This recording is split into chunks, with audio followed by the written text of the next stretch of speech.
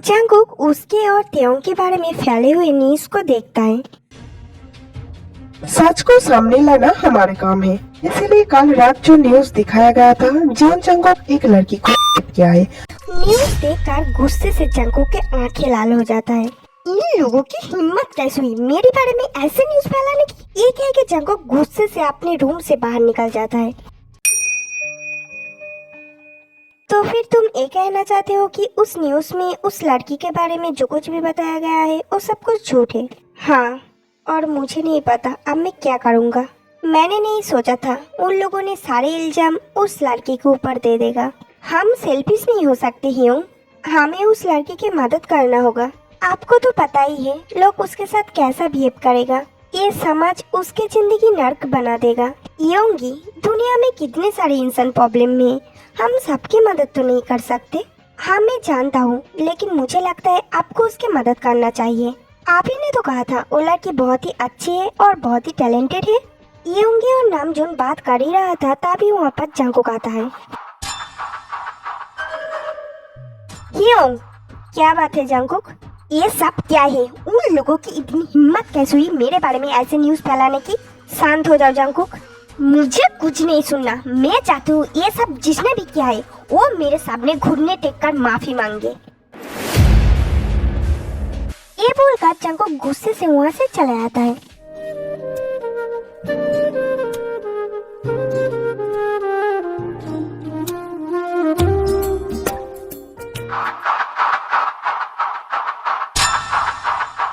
क्या बात है मिस्टर नामजून, आप यहाँ पर? मेरे भाई चाहता है कि तुम अपनी गलती मान के अपने घुटने टेक कर उससे माफी मांगो। क्या आप मेरे साथ मजाक कर रहे हैं? क्या तुम्हें लग रहा है मैं मजाक कर रहा हूँ? तुम्हारे लिए अच्छा होगा कि तुम ये बात मान लो। ऐसा कभी नहीं होगा।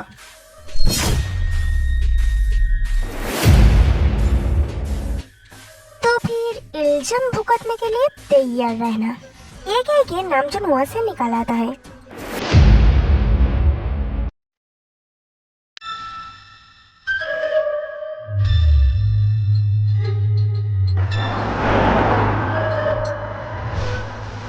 घर की तरफ जाते हुए नामजून किसी को कॉल करके कहता है उसके पूरे ऑफिस जला दो। जी सर, जैसा आप कहे। अब उसे पता चलेगा उसने किससे पंगा लिया है।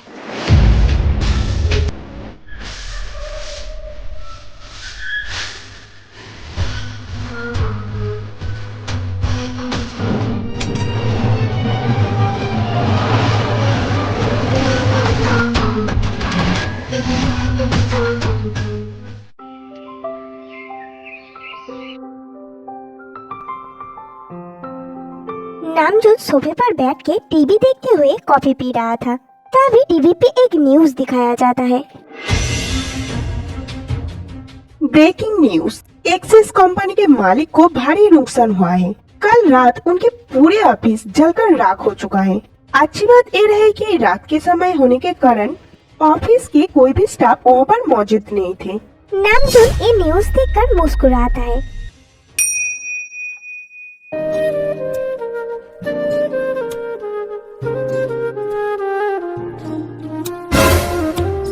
जिमिन घड़ी की तरफ देखते ही वो चौंक जाती है। उसे लेट हो चुका है, इसलिए वो जल्दी से वॉशरूम चली जाती है।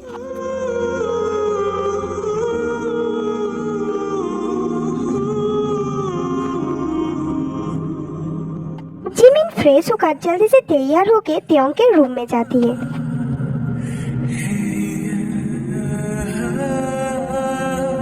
तेयोंग अपने रूम में नहीं थी। जिमिन को वहाँ पर एक लेटर मिलती है। जिमिन उस लेटर को खोलकर पढ़ने लगती है। मुझे लगा चिंता मत करना दी, मैं अपनी असाइनमेंट सबमिट करने के लिए यूनिवर्सिटी जा रही हूँ। ये मेरे फाइनल एग्जाम से पहले आखिरी असाइनमेंट है। मुझे पता है अगर आपको और चुनौती को पता चलता तो आप दोनों मुझे जाने नहीं देते, लेकिन मुझे मेरी गलतियों की सामना करनी पड़ेगी। और हाँ, मैंने सुबह के ब्रेकफास्ट बना लिया है और जिनोदी के रेस्टोरेंट में कॉल करके बता भी दिया है वो आज नहीं जाएंगे, उनकी तबीयत खराब है।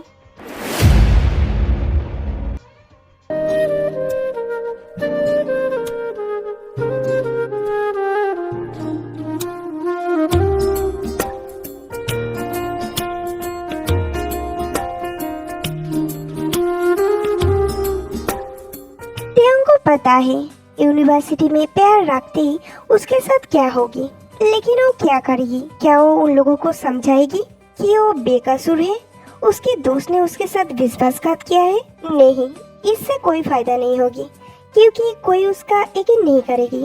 नहीं, अब वो इस बारे में नहीं सोचेगी। अब बस वो अपनी एग्जाम में फोकस करेगी।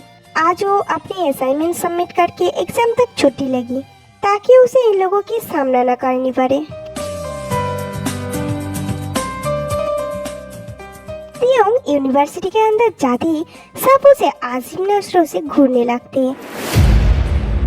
टेयोंग उनकी तरफ ध्यान ना देकर प्रिंसिपल के रूम की तरफ जाने लगती है। तभी कुछ लड़के लड़की उसके बारे में कहती है, देखो देखो कौन आया है, हमारी क्लास की टॉपर।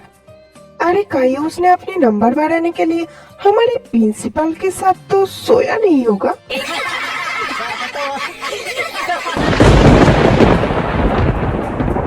आप हमें समझ आ रही है, इस यूनिवर्सिटी में पढ़ने के लिए उसके पास इतने पैसे आ कहाँ से रहे हैं? पैसों के लिए अमीर आदमियों के साथ वो रात गुजारते हैं। जियोन जंगकुक तो उसकी तरफ देखती भी नहीं होगी, लेकिन उसने सोची थी जियोन जंगकुक को अपनी सुगर डैडी बनाएगी। इतना सब कुछ होने के बाद भी अपने मुंह उठा के यहाँ पर चली आई। मुझे तो इसे देखकर ही घिन आ रही है। इन जैसी लड़की को इस यूनिवर्सिटी में तो रहना ही नहीं चाहिए। हाँ, तुमने सही कहा। तुम लोगों ने एक बात सोची है, जियोन नामजून क्या सोच रहा होगा? इन जैसे लड़की को अपनी कंपनी में नौकरी देने के बारे में सोचकर जरूर पछता रहा होगा। ये सब सुन के टेयोंग अंदर से टूटने लगी थी। उसे लग रही थी उसे मर जाना चाहिए थी। उसके शरीर सुन पड़ गई थी। वो बहुत मुश्किल से प्रिंसिपल के रूम में जाती है।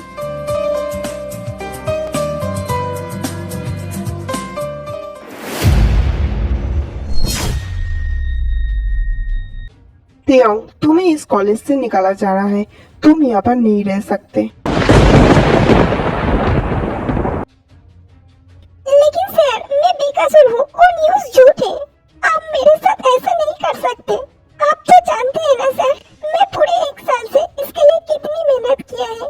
रोते हुए टेयोंग ये कहती है, लेकिन उसकी सच्चाई कोई सुनना नहीं चाहा।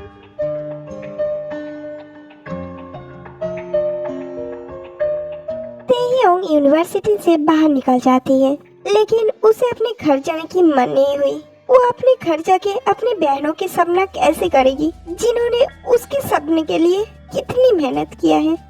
उसे पता है उसके बहनों को भी उसके तरह ये सब झेलना पड़ेगा। सब उन्हें भी कहेगी वो दोनों भी अपनी बहन की तरह ही है। ये तय ना कर पाने के कारण वो उलझन में थी कि वो क्या करेगी। वो बिना किसी मकसद के इधर उधर घूम रही थी।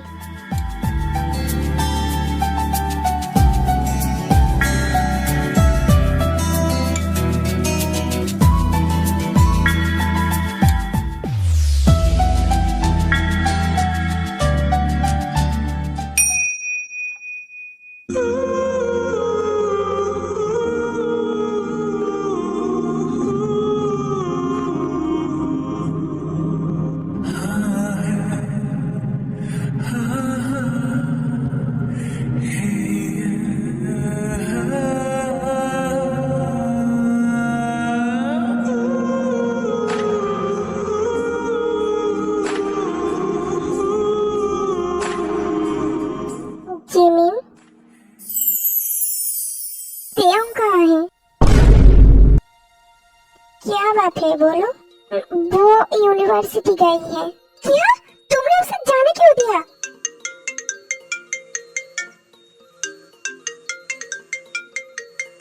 हेलो। क्या आप किम सोक जिन बोल रहे हैं? हाँ, लेकिन आप कौन? मैं एक्सेस चैनल से बोल रहा हूँ।